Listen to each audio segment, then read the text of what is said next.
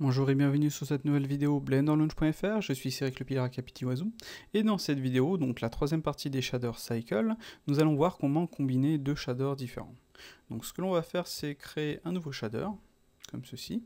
On va lui donner une couleur rouge, on va en créer un second, on va lui donner une couleur bleue, et pour combiner les deux, on va ajouter un mix shader. Donc comme vous pouvez le voir, le mix shader, ce qu'il va faire, c'est qu'il va merger, enfin faire un mix entre les deux shaders. Ce qui va se passer, c'est que ça va, donc rouge et bleu, ça va nous donner du mauve. Voilà. Pour pouvoir lui indiquer qu'à certaines parties sur le mesh, on va avoir en fait un shader rouge et sur d'autres parties un shader bleu, il faut utiliser une map en noir et blanc. Donc pour ce faire, on va utiliser une map de checker. On vérifie bien que les couleurs sont bien blanches et noires. Et on va venir la plugger dans le FAQ du mix, comme ceci. Et donc, comme on peut le voir, on a une partie rouge et une partie bleue. Si on change le scale, ça fonctionne aussi. Voilà. Donc à partir de là, vous pouvez gérer en fait deux shaders différents. Donc imaginons, on va prendre par exemple ce qu'on a utilisé précédemment, un carbone d'un côté. Voilà, fais bien attention à ce que le Fresnel soit correct, sinon ça va pas marcher.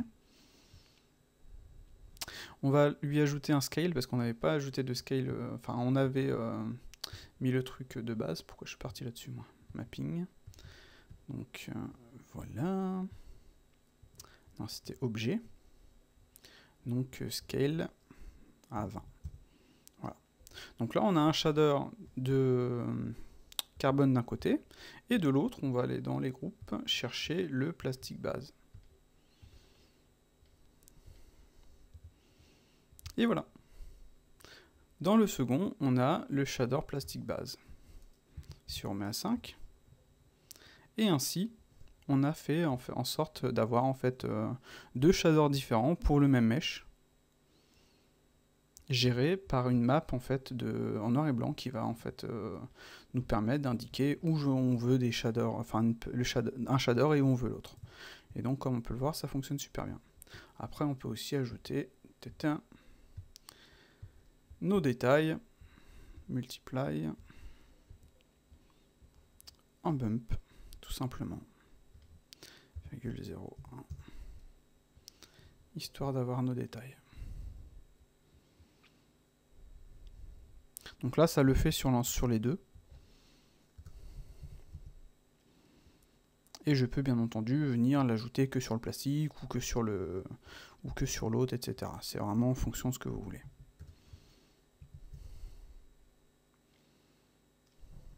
Voilà. Donc comme on peut le voir, c'est franchement super simple. On peut utiliser une texture de checker, ou on peut utiliser du noise aussi par exemple. Donc on va faire en sorte d'avoir un noise en noir et blanc, comme ceci. Vous voyez, on va vérifier, clac.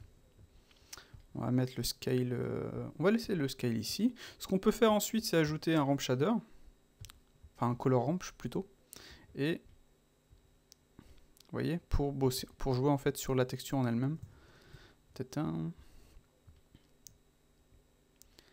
Et si on fait ça, donc vous voyez, le ramp va faire en sorte de faire comme un niveau sur Photoshop. Le noir et blanc va nous donner ça, parce que si je vais là, ah non, le ramp aussi va me placer en noir et blanc, donc celui-ci est inutile, CTRL X. Et si je fais ceci, voilà ce que ça nous donne. Voilà. On peut bien entendu jouer là-dessus, histoire d'avoir quelque chose un peu plus net.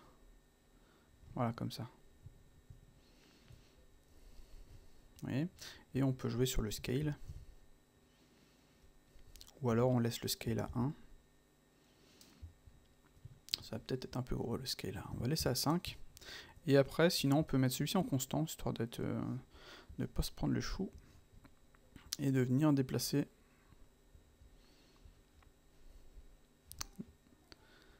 notre, notre truc. Comme ça, on a directement, vous voyez, un effet peinture. Si on veut avoir un peu plus de détails, ce qu'on peut faire, c'est dupliquer le color ramp. Voilà, le mettre en fond linéaire, pourquoi pas.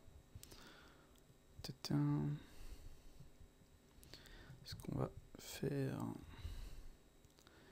c'était en fait... Si on fait M, on va cacher en fait un shader. Voilà. Ce que je voulais faire, c'était ça, histoire d'avoir un peu plus de détails. Donc là, on va servir à faire en sorte que, comment dire, la texture soit... On va laisser celui-là là. Vous voyez? L'un va servir à faire en sorte d'avoir un truc comme ceci. Et l'autre, ce qu'il va faire, c'est qu'il va directement... On va le remettre en linéaire. Ce qu'il va, c'est qu'il va directement, si je fais pas de bêtises, jouer en fait sur sur la dureté. Donc l'un va jouer sur la taille de la texture, et l'autre va jouer sur la dureté de cette texture. Vous voyez, comme ceci. Voilà. Comme ça, on a les deux. Sans trop de problème, on peut gérer sur les deux. Si je veux un truc un peu plus dur, voilà, vous voyez. Et hop là, c'était l'inverse. Voilà. Hop. Et donc à partir de là, on a une texture comme ceci. On peut peut-être même y mettre une couleur, enfin au niveau du shader, une couleur un peu plus... pourquoi pas un truc noir. Hop. Donc je me suis trompé de spéculaire en fait. On va remettre celui-ci ici. C'était ici au niveau de la couleur. Voilà. Donc vous voyez, on a un truc comme ceci par exemple. On peut mettre une couleur différente.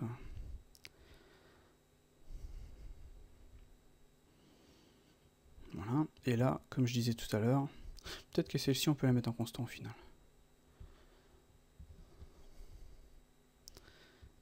Oui, celle-ci doit être noire. Voilà.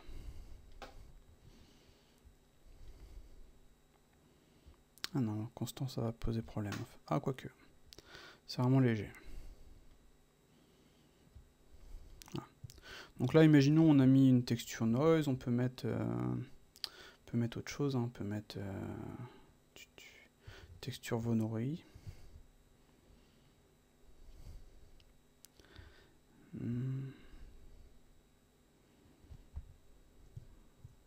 Ouais, ça fait un truc bizarre. Qu'est-ce qu'on peut mettre comme texture? Musgrave. Voilà. Par contre, on va remettre en linéaire. Peut-être que ça va changer un petit peu. Et celui-ci, on va le... Donc en fonction de la texture que vous allez utiliser, vous voyez, on a vraiment un truc un peu plus blurré. En fonction de la texture que vous allez utiliser, c'est à vous de voir ce que vous voulez faire, quoi. Scale 10. Vous voyez, clac. Bon, la noise était pas trop mal au final.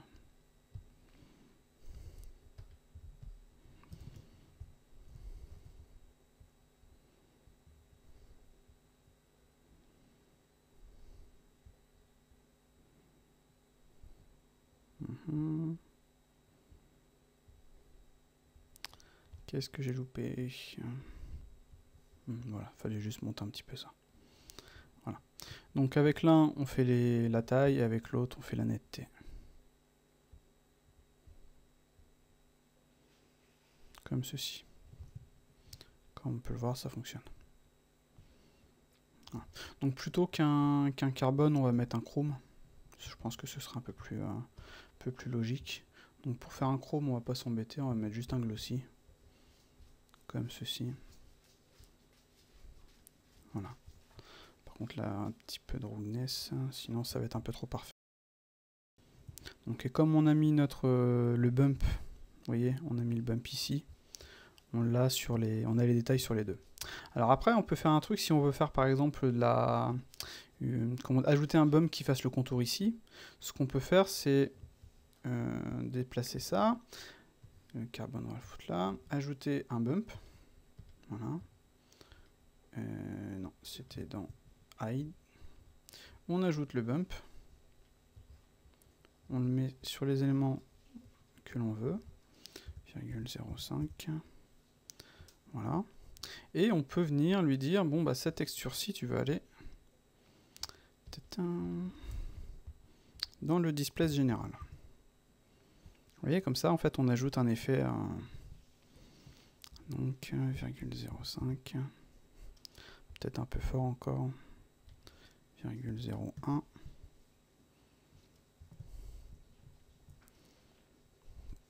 Comme ça, si on regarde bien, on va laisser calculer. On a en fait l'effet, une petite épaisseur. Donc on peut bien entendu venir durcir cette épaisseur. Voilà. Pour avoir l'effet, vous voyez, vraiment qu'on ait l'impression que ce soit une texture différente, quoi. Et donc là, on a notre bump général qui est peut-être un petit peu trop fort. 0,001. Et là, notre effet peinture. Donc là, la texture de noise, elle n'est pas forcément... c'est pas forcément la texture la plus efficace. Donc ce qu'on va faire, c'est qu'on va utiliser une autre texture. Donc ça, on va le virer. On va aller chercher une image texture. Vous voyez, on va prendre genre un truc comme ceci, par exemple. Ça pourrait peut-être aller. Le mieux, c'est quand même un truc qui fait peinture. Donc il faut récupérer des textures de peinture. Alors, on va prendre celle-ci, par exemple. Voilà. Ok. Donc on va mettre un node comme ceci. Hop là, l'autre est parti super loin. Bon. Voilà. On a la texture ici. On va mettre objet. On va mettre ça. On va le mettre en box. Vous voyez. Avec une valeur de 1. Et on va augmenter le bend. Voilà. Vous voyez, ça nous donne ceci. Et donc ceci, si on fait ça, G, on peut venir le mettre à la place de... Hop là. Et voilà. En 2 secondes, on a fait une texture, vous voyez, métallique, usée, etc., quoi. On peut bien entendu venir gérer le truc. Comme ceci. Voilà. Là, le bump, il est peut-être un peu trop fort encore. Ouais, d'ailleurs, on le voit un petit peu. C'est vraiment léger, mais de toute façon, il faut lancer le rendu. Il faut laisser le rendu se faire. Donc 0,005 peut-être. Voilà.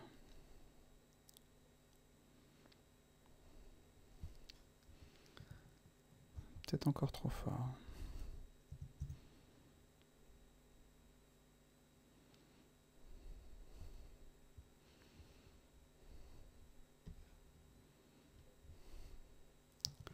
Ça devrait aller. Vous voyez qu'au final, on a quelque chose qui fonctionne plutôt bien, qu'on peut modifier. J'aime pas que ça me fait ça. Qu'on peut modifier en jouant avec ces parties-ci.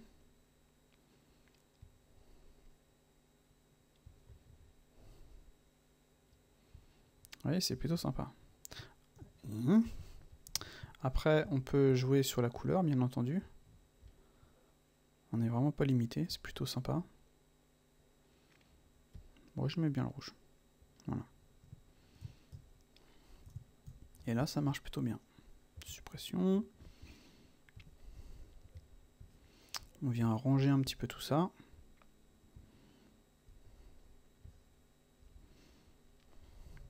Donc on a réutilisé, vous voyez, notre bump scratch ici. Ici on a notre texture, on va aller l'ajouter sur cette texture ici aussi, comme ça on va voir ce que ça donne.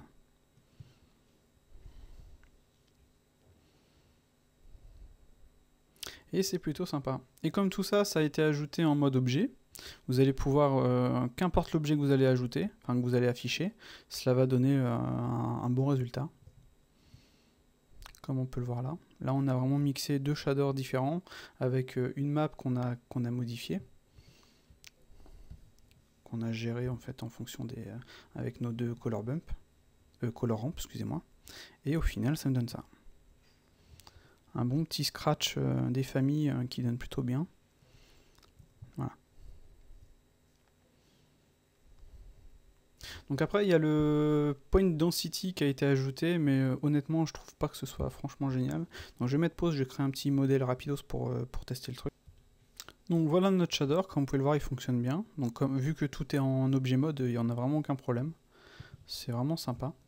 Et après on peut utiliser le Point Density. Donc je vais faire un truc, plutôt que de créer le truc tout de suite, je vais vous montrer sur un shader qui fonctionne déjà. Alors dans la bibliothèque Blender, on a le Scratched Metal Red ici. Voilà. Donc là ça ne nous donne rien et il faut gérer ce point-ci. Et comme on peut le voir, le point density est vraiment... Voilà. Ça marche sur certaines parties comme là. Comme on peut le voir, c'est plutôt sympa. Sur certaines parties ici aussi.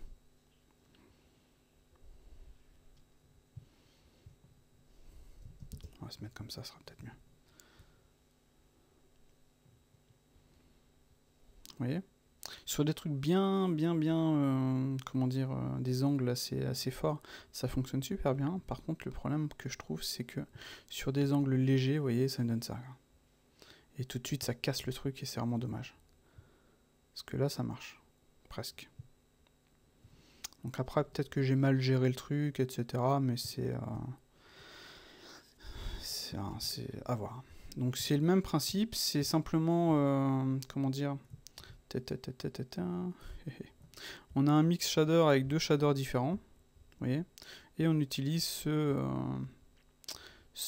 comment dire, ce pointiness. D'ailleurs, je disais point density, mais non, c'est pointiness. Je suis désolé, je me suis trompé. Donc ce pointiness en combinaison avec une map qu'on a ici via un mix, où on va lui dire bon, je veux, vous voyez, si je l'avais en entier, ça donne ça, par exemple. Si je veux que ceci, ça donne ça. Donc on va le mettre en linéaire. Yep.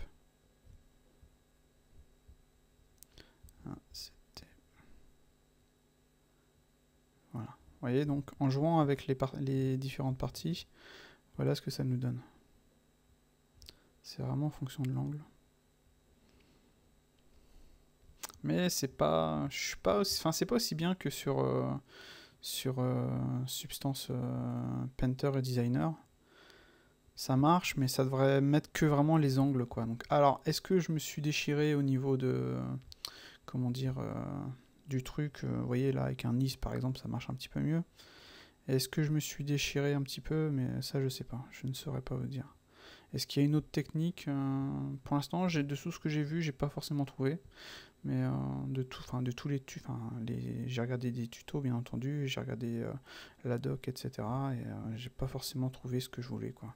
Après, on peut peut-être gérer encore Shift D comme précédemment avec un peu.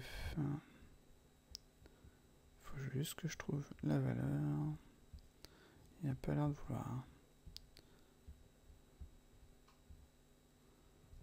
Je l'ai bien fait, ouais c'était ça. On va mettre en linéaire. Ah ouais, que là, en jouant avec le deuxième, ça va un petit peu mieux. Par contre, je ne peux pas... Ouais. Ouais. On va essayer de jouer avec les deux. Ce qui aurait été bien, c'est de pouvoir déplacer les deux en même temps.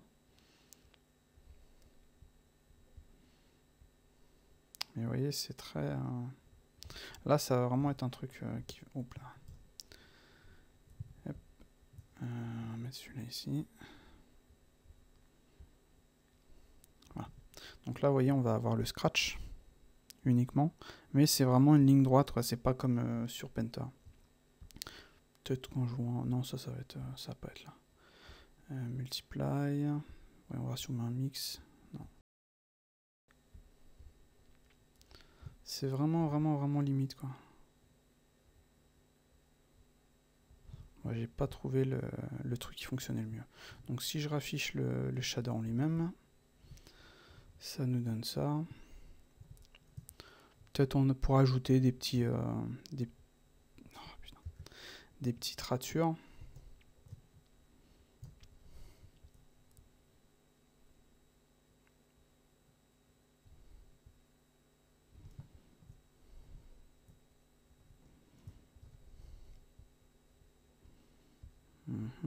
Qu'est-ce qu'il refait celui-là?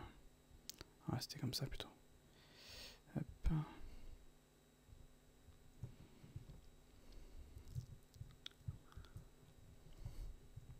Et ce serait plus avec celui-ci qu'il faudrait jouer là. Ouais. Bon, je suis pas forcément super... bon, ça fonctionne, hein, mais c'est vraiment limité en fait. Donc là, comme on peut le voir, pour ajouter un petit effet, vous pouvez le faire. Ça peut être sympa.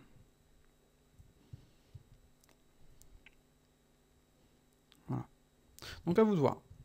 Là, on a vu rapidement comment créer ce shader-ci. Vous pouvez bien entendu en faire un groupe, encore une fois, hein, pour ajouter différentes valeurs, du spécular, etc. quoi. Genre là, si je veux un spécular un peu rose, ou un spécular bleu, violet.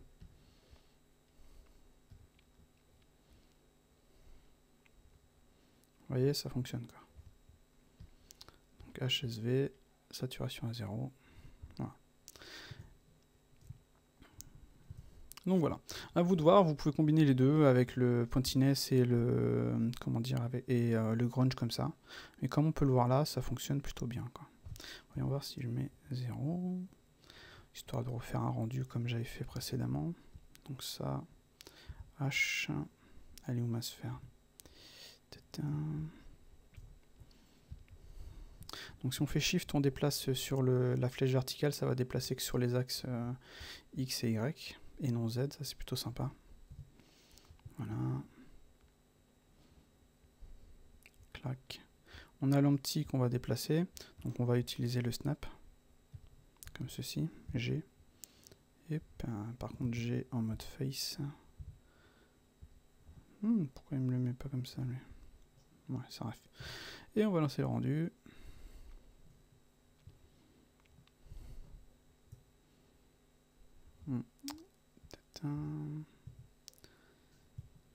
Est-ce qu'il est bien placé? Non, il est mal placé. En effet. Alors, voilà, là ça marche.